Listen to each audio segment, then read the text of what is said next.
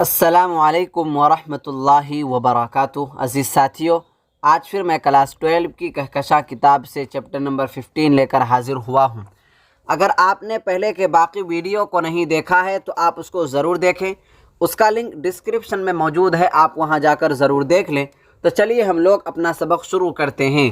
तो दोस्तों, आज के वीडियो में और आज के सबक में हम लोग मुतशाइर नज़म को पढ़ेंगे कि जिसके लेखक, जिसके राइटर ज़फ़र कमाली है। साथियों, मैं आपको ये बात पहले बतला दूं कि ज़फ़र कमाली के मुताल्लिक़ किताब के अंदर कोई बातें लिखी हुई नहीं है कि ज़फ़र कमाली की पैदाइश कब हुई, उनकी वफ़ात कब हुई, ये तमाम बातें किताब के अंदर मौजूद नहीं है। इन तमाम बातों को किताब के अंदर लिखी नहीं गई है। इसीलिए हम लोग सबसे पहले लफ्ज़ मुतशाइर के माना और उसके मतलब को समझेंगे कि मुतशाइर का माना क्या है और इसका मतलब क्या है, और उसके बाद जो है मुतशाइर नज़म के ख़ुलासा को पढ़ेंगे कि मुतशाइर नज़म के अंदर क्या क्या बातें बताई गई हैं, किन बातों के तरफ मुतशाइर नज़म के अंदर इशारा किया गया है। और सबसे आखिर में इस चैप्टर के मुख्तसर तरीन सवालात और मारूज़ सवालात को हम लोग हल करेंगे। इसलिए आपसे गुजारिश है, आपसे अपील है कि आप हमारे साथ बने रहें और आपके दोस्त अहबाब में से जो भी क्लास 12 में हो तो उसको इस सीरीज़ के साथ ज़रूर जोड़ने की कोशिश करें। तो चलिए हम लोग अपना सबक शुरू करते हैं। तो लफ्ज़ मुतशाइर का जो असल माना है, लफ्ज़ी जो माना है, वो ये है कि बनावटी शायर। बनावटी शायर को मुतशाइर कहते हैं। अगर आपसे पूछा जाए कि मुतशाइर का माना क्या है तो आप जवाब देंगे कि मुतशाइर का माना बनावटी शायर, ढोंगीला शायर, जो दूसरों के शेर को कॉपी करके पढ़ता है उसको मुतशाइर कहते हैं, बनावटी शायर कहते हैं। ये हुआ मुतशाइर लफ्ज़ का माना और इसका मतलब। अब यहाँ से हम लोग मुतशाइर नज़म के ख़ुलासा को समझेंगे, सिर्फ समझेंगे, इसको लिख कर के हम लोग नहीं पढ़ेंगे कि मुतशाइर नज़म का ख़ुलासा क्या है और इससे हमें क्या सबक मिलता है। उसका ख़ुलासा ये है कि मुतशाइर नज़म हमें एक समाजी बीमारी की तरफ मुतवज्जे करती है। वो ये है कि बनावटी शायर समाज में अपने आप को शायर की हैसियत से कामयाब करा लेता है, यानी दूसरे के शेर को इस तरह पढ़ता है कि गोया लगता है कि ये शेर उसका अपना ही है, हालांकि ये शेर जो बनावटी शायर पढ़ रहा था ये शेर दूसरे का है। तो इसका खुलासा ये हुआ कि जो तारीफ़ का असल हकदार होता है उसकी तारीफ़ न हो करके बनावटी शायर की तारीफ़ हो जाती है। इसी तरीक़े की बीमारी हमारी ज़िंदगी के तमाम शोबों में पाई जाती है कि बनावटी लोग अहम मकाम तक पहुंच जाते हैं और अच्छे और सच्चे लोग पीछे रह जाते हैं, यानी गैर अहल लोगों को ओहदा मिल जाता है और अहले ओहदा को ओहदा नहीं मिलता। इसी तरीक़े की बीमारी मुतशाइर नज़म के अंदर बयान की गई है। तो यहाँ तक हम लोगों ने इस नज़म के ख़ुलासा और इससे हमें क्या सबक मिलता है हम लोगों ने पढ़ लिया। अब हम लोग मुतशाइर लफ्ज़ के, मुतशाइर नज़म के अहम निकात और इसके मुख्तसर तरीन सवालात को हल करने जा रहे हैं। तो ज़फ़र कमाली के बारे में इस नज़म के अंदर कोई बातें लिखी हुई नहीं है, लेकिन ज़फ़र कमाली के बारे में अगर हम दो बातें याद कर लेते हैं, दो बातें अगर हम याद रखेंगे तो हमारे लिए काफ़ी है। वो ये कि मुतशाइर नज़म का मुसन्निफ़ ज़फ़र कमाली है। मुतशाइर नज़म का मुसन्निफ़ लेखक कौन है? ज़फ़र कमाली है। नज़म मुतशाइर एक ज़रीफ़ाना नज़म है। नज़्म मुतशाइर एक ज़रीफ़ाना नज़म है। आपको एग्ज़ाम में ये पूछा जाएगा कि नज़्म मुतशाइर किस सिन्फ़ की नज़म है, किस हैत की नज़म है, ज़रीफ़ाना नज़म है, आज़ादाना नज़म है, पाबंद नज़म है, हिजविया नज़म है। इसी तरीक़े का ऑप्शन आपको दिया रहेगा, लेकिन आप टिक उसी में लगाएंगे जिसमें ज़रीफ़ाना लिखा हुआ होगा। तो नज़्म मुतशाइर एक ज़रीफ़ाना नज़म है, हंसी मजाक की ये नज़म है। ये दो बातें अगर हम लोग याद रख लेते हैं तो हमारे लिए काफ़ी हो जाएगा। अब हम लोग यहाँ से मुख्तसर तरीन सवालात को हल करने जा रहे हैं, जिसमें सवाल नंबर 1 में लिखा हुआ है कि मुतशाइर के लफ्ज़ी माना क्या है। मुतशाइर के लफ्ज़ी माना क्या है, इससे पहले भी मैंने आपको बतलाया कि मुतशाइर का लफ्ज़ी माना बनावटी शायर है। बनावटी शायर है।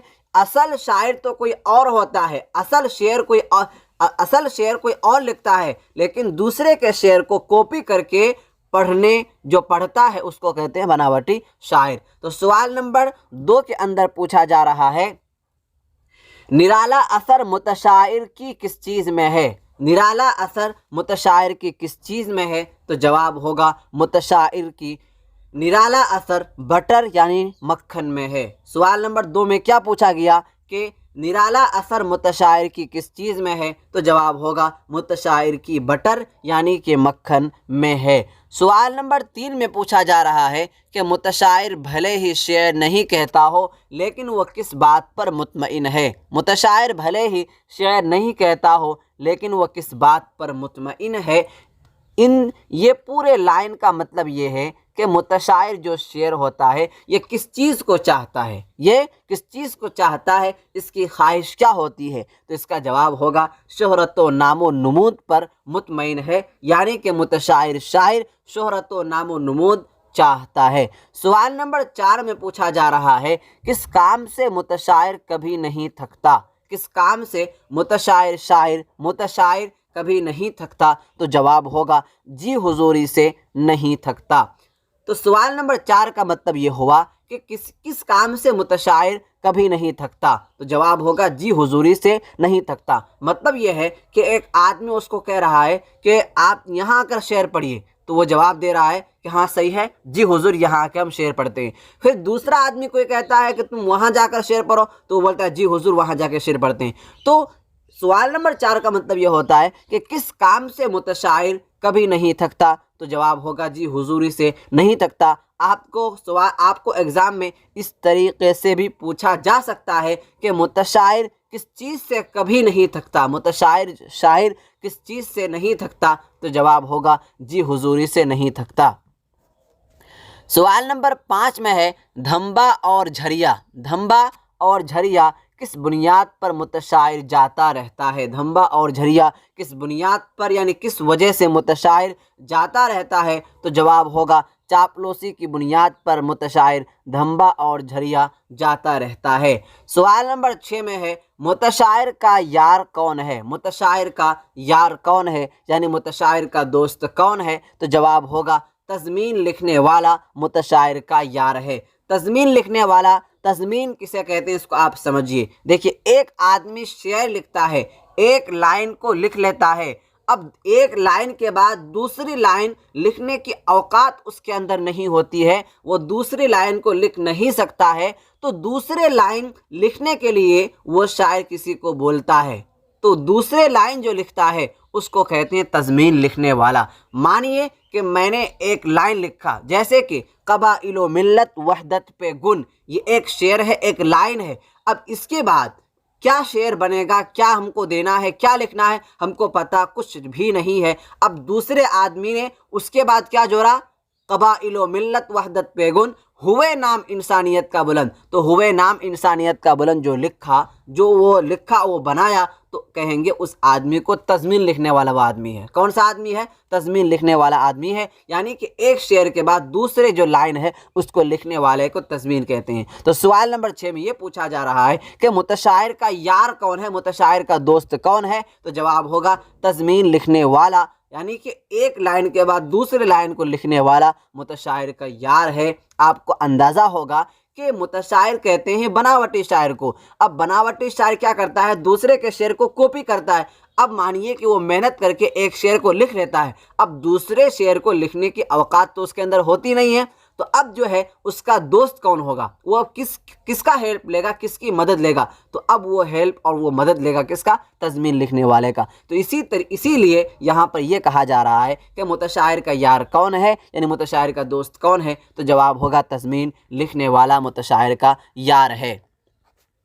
سوال نمبر 7 میں پوچھا جا رہا ہے متشاعر کی نظر میں غم خوار کون ہے؟ متشاعر کی نظر میں غم خوار کون ہے؟ غم خوار کہتے ہیں ہمدرد، مدد کرنے والا، محبت کرنے والا، ساتھ دینے والا کو غمخوار کہتے ہیں، ہمدرد کہتے ہیں۔ تو سوال نمبر 7 میں یہ پوچھا جا رہا ہے کہ متشاعر کی نظر میں غمخوار کون ہے، یعنی کہ ہمدرد کون ہے؟ تو جواب ہوگا جو پیروڈیاں دے، جو پیروڈیاں دے وہی غمخوار ہے، یعنی دوسرے لائن کو جو لکھ کر کے دے وہی کیا ہے؟ غمخوار ہے، وہی ہمدرد ہے۔ سوال نمبر 8 میں پوچھا جا رہا ہے متشاعر کا سردار کون ہے؟ متشاعر کا سردار کون ہے؟ تو جواب ہوگا جو دیوان دے دے، جو دیوان دے دے وہ متشاعر کا سردار ہے۔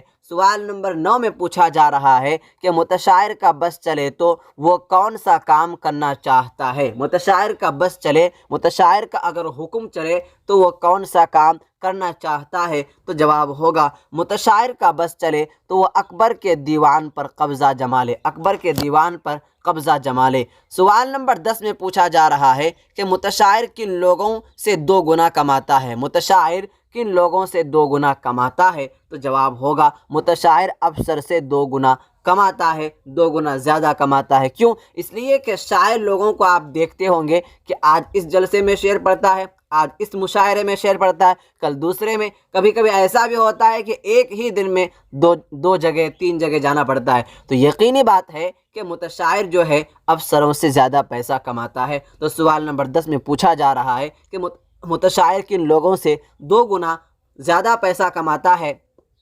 تو جواب ہوگا متشاعر افسر سے 2 گنا کماتا ہے۔ اب یہاں تک ہم لوگوں نے مختصر ترین سوالات کو پڑھ لیا۔ اب یہاں سے ہم لوگ اس چیپٹر کے معروضی سوالات کو ہم لوگ حل کرنے جا رہے ہیں، جس میں سوال نمبر 1 میں یہ پوچھا جا رہا ہے متشاعر کی نگاہ میں غمخوار کون ہے؟ متشاعر کی نگاہ میں غمخوار کون ہے؟ افسانہ نگار، پیروڈی نگار، قصیدہ نگار، مثنوی نگار۔ تو سوال نمبر 1 کا رائٹ آنسر ہو جائے گا آپشن نمبر بی، یعنی کہ پیروڈی نگار۔ متشاعر کی نگار میں غمخوار کون ہے؟ پیروڈی نگار غمخوار ہے، اسی لیے سوال نمبر 1 کا رائٹ آنسر ہو جائے گا آپشن نمبر بی۔ سوال نمبر 2 میں پوچھا جا رہا ہے کہ متشاعر کس طرح کی نظم ہے؟ متشاعر کس طرح کی نظم ہے، یعنی کس صنف کی، کس ہیئت کی نظم ہے؟ مدحیہ نظم ہے، ہجویہ نظم ہے، ظریفانہ نظم ہے، سنجیدہ نظم ہے؟ تو جواب ہوگا متشاعر جو ہے ظریفانہ نظم ہے، اس لیے سوال نمبر 2 کا رائٹ آنسر ہو جائے گا آپشن نمبر سی، یعنی کہ ظریفانہ نظم ہے۔ سوال نمبر 3 میں پوچھا جا رہا ہے متشاعر کس کی نظم ہے، یعنی متشاعر کے لیکھک، متشاعر کا رائٹر کون ہے؟ عمیق حنفی ہے، ظفر کمالی ہے، اکبر الہ آبادی ہے، سردار جعفری ہے؟ اب بتلائیے ان 4 آدمیوں میں سے، ان 4 لیکھوں میں سے، ان 4 مصنفوں میں سے کون ہے؟ تو جواب ہوگا کہ ظفر کمالی متشاعر نظم کا لیکھک ہے۔ تو سوال نمبر 3 کا رائٹ آنسر ہو جائے گا آپشن نمبر بی، یعنی کہ ظفر کمالی۔ تو ساتھیو یہاں تک ہم لوگوں نے متشاعر نظم کے اہم نکات کو ہم لوگوں نے پڑھا، اس سب سے پہلے مختصر ترین سوالات کو، اس سے پہلے ہم لوگ متشاعر نظم کے خلاصہ کو، متشاعر لفظ کے معنی کو ہم لوگوں نے پڑھا، اور سب سے آخر میں معروضی سوالات وی وی آئی آبجیکٹیو کوشچنز کو ہم لوگوں نے حل کیا۔ تو میں آپ سے یہی امید کروں گا کہ آج کا سبق آپ نے مکمل طور پر سمجھ لیا ہوگا۔ کہیں بھی دقت ہو، کہیں بھی پریشانی ہو تو آپ کمنٹ باکس میں اپنی رائے ضرور پیش کریں، انشاءاللہ آپ کو آپ کے سوال کا جواب بہت جلد دے دیا جائے گا۔ ساتھیو مزید اچھی تیاری کے لیے، کلاس 12 کی اردو کی مزید اچھی تیاری کے لیے ہمارے یوٹیوب چینل کو سبسکرائب کریں، اور روزانہ کے سبق کا PDF لینے کے لیے نیچے دیے گئے نمبر پر رابطہ کریں 9934753942۔ اس نمبر پر آپ ہم سے کانٹیکٹ کر سکتے ہیں اور روزانہ کے سبق کا PDF لے سکتے ہیں۔ اگر آپ ہمارے آفیشیل گروپ سے جوائن نہیں ہوئے ہیں تو آپ ہمارے آفیشیل گروپ سے جوائن ہو جائیں، اس سے آپ کو فائدہ یہ ہوگا کہ آپ کو روزانہ کے سبق کا PDF دے دیا جائے گا، آپ روزانہ کے سبق کا ٹیسٹ دے سکیں گے، اور کوئی سا بھی سوال ہو، چاہے چھوٹا سوال ہو، بڑا سوال ہو، تو آپ جو ہے ہم سے پوچھ سکیں گے۔ تو چلیے آج کا سبق ہم لوگ یہیں تک ختم کرتے ہیں، آئندہ سبق میں ہم لوگ پھر ملیں گے۔ والسلام علیکم ورحمۃ اللہ وبرکاتہ۔